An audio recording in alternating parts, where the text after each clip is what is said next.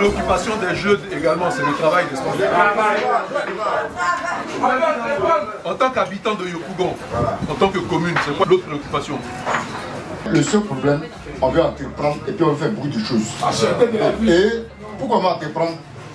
On nous néglige à Yopougon ainsi. On nous dit que ceux-là ils aiment la boisson, ils aiment faire ça, ils aiment faire ça. Attends-nous là. On a plusieurs, on est calés, hein? Puis j'espère que vous allez nous prendre au sérieux. Parce qu'on a besoin de vous.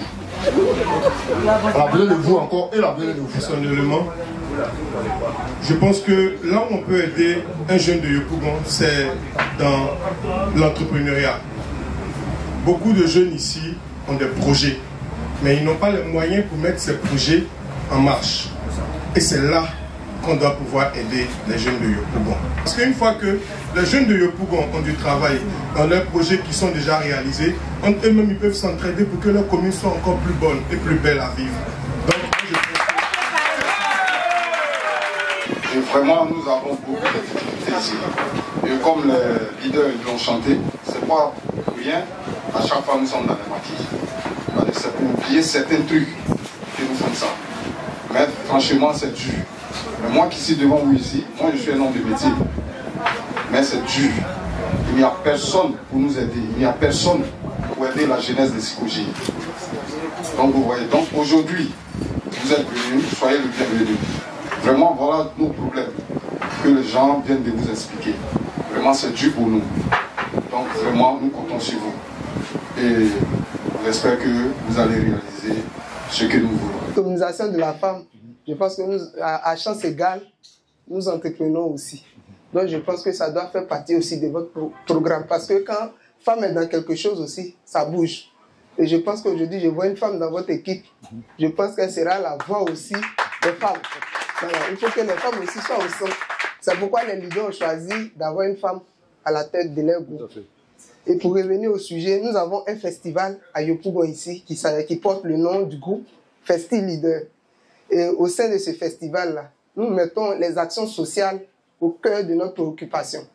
Nous avons ici à Yopougon aussi un centre social, la pouponnière des enfants.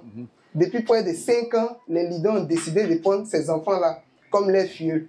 Et chaque fin de décembre, nous partons faire des dons à nos propres frères. Nous le faisons parce que nous estimons que les enfants ont le droit aussi à la vie. Et ces enfants n'ont pas choisi d'être orphelins. Et nous avons décidé de les aider. À côté d'eux, dans ce quartier, il y a des enfants qui sont orphelins.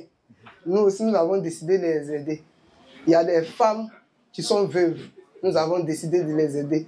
Il y a l'Institut des aveugles. Nous leur apportons chaque année notre soutien. Il y a l'orphelinat des garçons de Bergerville. Nous leur apportons chaque année notre soutien. C'est pourquoi nous avons décidé de créer Leader Fondation. C'est une fondation qui a pour but d'aider ces structures-là. Et chemin faisant, nous avons vu qu'au-delà de l'action sociale, il fallait créer un événement institutionnel pour permettre à tous ces jeunes, un tant soit peu, de se retrouver ensemble et profiter un peu de la joie. Au-delà de toutes les difficultés qu'ils vous ont soumis tout à l'heure. Donc ce festival existe depuis 7 ans. Nous nous apprêtons à organiser la 7e édition qui va se tenir du 1er au 5 avril. C'est sur le même site où vous allez faire tout à l'heure votre meeting. Voilà, c'est le quartier des leaders. Ils sont nés ici. Nous faisons tout ici. Et puis Yopougon est reconnaissant aux leaders. Les leaders aussi sont reconnaissants à la commune. Et c'est une joie immense de vous avoir ici. Je ne dirais même pas dans le bas, je dirais à Yopougon. Parce que Yopougon a besoin de vous. Yopougon a besoin des personnes comme vous. Parce qu'aujourd'hui, il ne suffit pas de faire le gros discours. Mais il est bon d'être proche de la population. Quand vous êtes proche de la population, vous écoutez les problèmes. Vous savez ce qu'ils veulent réellement. Parce qu'aujourd'hui, on dit que la jeunesse est le socle du développement.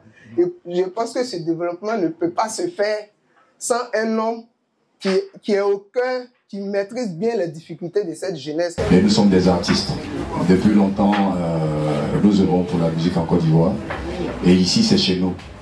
On a voulu laisser tout le monde s'exprimer un peu pour que vous puissiez voir les difficultés de tout le monde dans cette commune-là.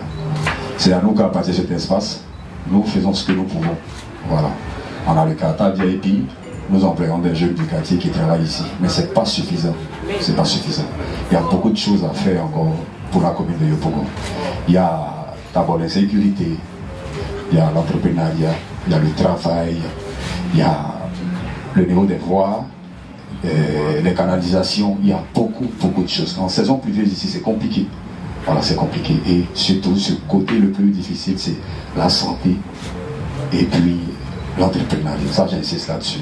Donc, je pense que, en vous voyant aujourd'hui devant moi, c'est un honneur pour moi, mais ça me fait plaisir en même temps. Je pense qu'il y a beaucoup d'espoir. Et je pense qu'avec vous, il y a beaucoup de choses qu'on peut réaliser. Et si vous avez fait l'honneur de rentrer aujourd'hui dans une boîte, dans un petit coin, c'est parce que vous voulez vraiment découvrir ces problèmes-là de la nation. Et moi, ça me va droit au cœur. Et je vous dis merci pour d'être venu et d'être venu écouter. Merci à tous. Merci pour votre franchise. L'emploi de diverses manières.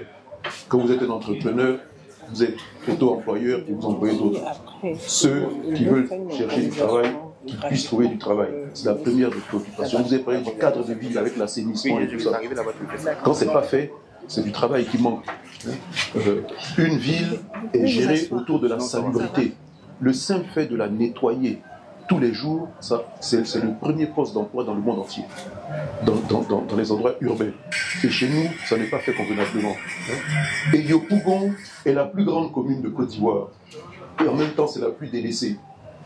Vous vivez ici, vous savez qu'il y a des quartiers qui n'ont pas d'eau, il y a des quartiers qui n'ont pas le minimum pour vivre convenablement. Donc, c'est pour ça que je me bats. Je suis un entrepreneur moi-même. Je sais les difficultés des Ivoiriens pour avoir accès au financement. Quand vous cherchez un financement, c'est toujours difficile. Avoir accès à une banque qui vous finance un projet, c'est toujours extrêmement difficile. Et tout ça, ce sont des préoccupations. Si on ne règle pas ça demain, ça risque d'être explosif. On a une jeunesse qui est entreprenante. Vous me dites, merci d'être venu dans mon petit coin. Ce n'est pas un petit coin. Chaque entreprise compte. Chaque entreprise, c'est un édifice que l'on rajoute à la construction de la Côte d'Ivoire. Et si on a des milliers d'entrepreneurs comme vous, on avance encore plus vite. Et moi, je suis là pour faire en sorte, connaissant l'entreprise, pour que vous puissiez mieux vous réaliser. Et je le dis partout. Moi, je prône le nationalisme économique. Je prône la préférence nationale. Et quand j'entends Trump aujourd'hui, je sais que j'ai raison. Parce que lui le fait pour la grande Amérique. Nous, on doit le faire pour notre belle Côte d'Ivoire. Faire en sorte que l'Ivoirien soit premier chez lui. Que dans tous les pans de notre économie, ce sont les Ivoiriens qui soient les premiers. Si vous allez en Europe, dans chaque secteur économique, c'est eux qui sont les premiers chez eux. Vous allez en Amérique, c'est eux qui sont les premiers. Vous allez en Asie, c'est eux qui sont les premiers.